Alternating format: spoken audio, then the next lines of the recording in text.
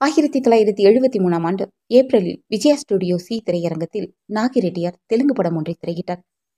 அந்த படத்தை தமிழில் எடுக்க வேண்டும் என்பது அவரது திட்டம். இந்த காலகட்டத்தில் ஒரு நாள் எம்ஜிஆரோடு சேர்வதும் மறுநாள் அவரை விட்டு ஓடுவதுமாக இருந்த ஜெயலலிதாவை நாகிரெட்டியார் படம் பார்க்க வரவழைத்திருந்தார். எம்ஜிஆர் ஜெயலலிதாவை வைத்து இந்த படத்தை எடுக்க வேண்டும் என்பது நாகிரெட்டியார் திட்டம். எம்ஜிஆருக்கும் படம் பார்க்க வர வேண்டும் என்று அழைப்பு வந்தது. அவரோ ஜெயலலிதாவோடு எப்படியாவது சமாதானம் பண்ணிக்கொள்ள வேண்டும் என்கிற முடிவிற்கு வந்திருந்தார். இதற்கு பலமான காரணம் உண்டு. இந்த நாட்களில் எம்ஜிஆரிடமிருந்து பிரிந்துவிட்ட ஜெயலலிதா திமுக கழகத்தவர்களோடு தொடர்பு கொண்டார்.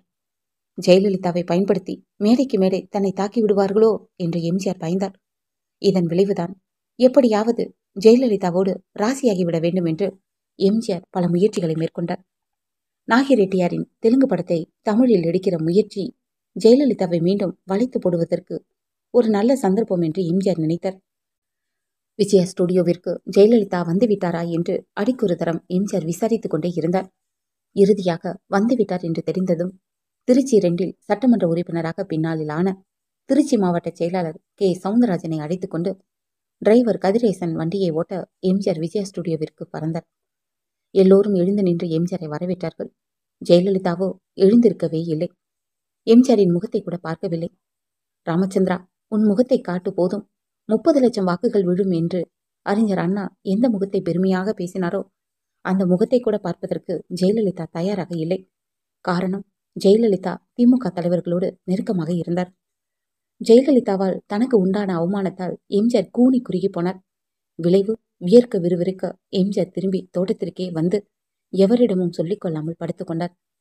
இந்த நாட்களில் எம்ஜிஆரால் முழுக்கவே கைவிடப்பட்ட ஜெயலலிதா தனது வீட்டில் வேலை பார்த்த 12 பேர்களை வேலையிலிருந்து நீக்கினார். காரணம், அன்றாட வருமானம் குறைந்த நிலையில் தன்னை சமாளிப்பதே ஜெயலலிதாவிற்கு பெரும் சவாலாக இருந்தது. ஜெயலலிதாவின் வீட்டில் வேலை செய்தவர்களில் ஒருவர் ராஜேந்திரன். இவர் ஜெயலலிதாவின் தையற்காரர். சிதம்பரத்திற்கு 45 கிலோமீட்டர் தொலைவில் உள்ள கவரப்பாளையம் இவரது சொந்த ஊர். இவரும் வேலை நீக்கம் செய்யப்பட்டவர்களில் ஒருவர்.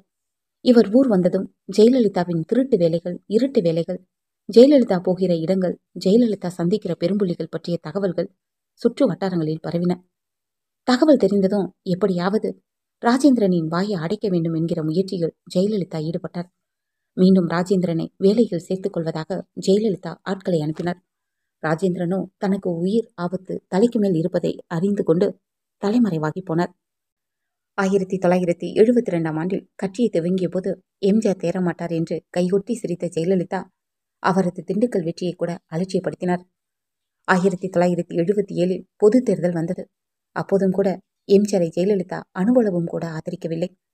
கிழட்டு நடிகர், அடுத்தவர் வாழ பொறுக்காத அல்பம் என்றே தன்னிடம் பழகியவர்களிலெல்லாம் சொல்லிக் கொண்டு இருந்தார்.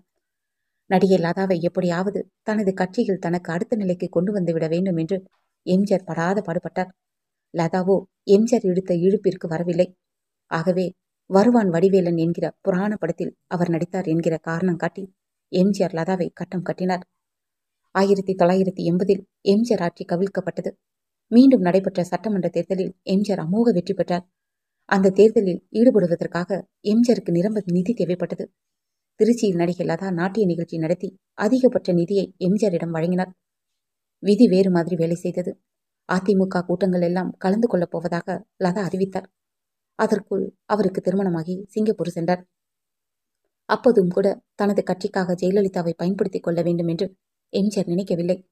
ஜெயலலிதாவும் ஆட்சி பொறுப்பிற்கு வந்துவிட்ட எம்ஜிஆரோடு சேர்ந்து கொண்டால் வசதியாகி விடலாம் என்று திட்டம் திட்டி வந்தார். ஆகவேதான் ஜெயலலிதாவை அண்டவிடக்கூடாது என்று முடிவெடுத்த எம்ஜிஆர் ஜெயலலிதாவின் மூக்கை அறுப்பதற்காக வெந்நீராடை திரைப்படத்தில் ஜெயலலிதாவோடு நடித்த வெந்நீராடை நிர்மலாவை மேலவை உறுப்பினராக்கினார். திவாலான ஒருவர் தேர்தலில் நிற்கக்கூடாது என்கிற தகவலை வெளியிலே பரப்பி நிர்மலாவை பதவி இழக்க வைத்ததே ஜெயலலிதா தான். இந்த பழிவாங்கும் படலத்திற்கு பிறகும் எம்ஜிஆர் ஜெயலலிதாவை நினைத்து கூட பார்க்கவில்லை. ஆனாலும் வீரப்பனின் இரக்க குணத்தாலும் ஜெயலலிதா முழுமையாக பயன்படுத்தி கொண்டு எம்ஜிஆரின் பலவீனத்தை முதலாக்கி மீண்டும் உலகத்தமிழ் மாநாட்டுக்கு நாட்டிய நாடகத்தின் மூலமாக எம்ஜிஆரோடு சேர்ந்து கொண்டார். எம்ஜிஆர் கட்சி ஆரம்பித்து கடுமையாக உழைத்து கல்லடிக்கும் சொல்லடிக்கும் ஆட்பட்ட நேரத்தில் அவரை வேதனைப்படுத்தி வேடிக்கை பார்த்த ஜெயலலிதா எம்ஜிஆரின் அரசியல் செல்வாக்கை பார்த்து அவரோடு ஒட்டி கொண்டார். ஜெயலலிதா அதிமுகவில் சேர்ந்தபோது பொதுச் செயலாளராக இருந்த பாவு சண்முகத்திடம் உங்கள் கட்சியின் கொள்கைகள் என்ன என்று கேட்டு தெரிந்து கொண்டு மனுவில் கையெழுத்து போட்டு கட்சியில் சேர்ந்ததாக ஒரு நாடகம் நடத்தப்பட்டது. கொள்கைகள் என்னவென்று கேட்டுவிட்டு கட்சியில் சேர்ந்த ஜெயலலிதா 6 மாதத்திற்குள் கொள்கை பரப்பு செயலாளரானார்.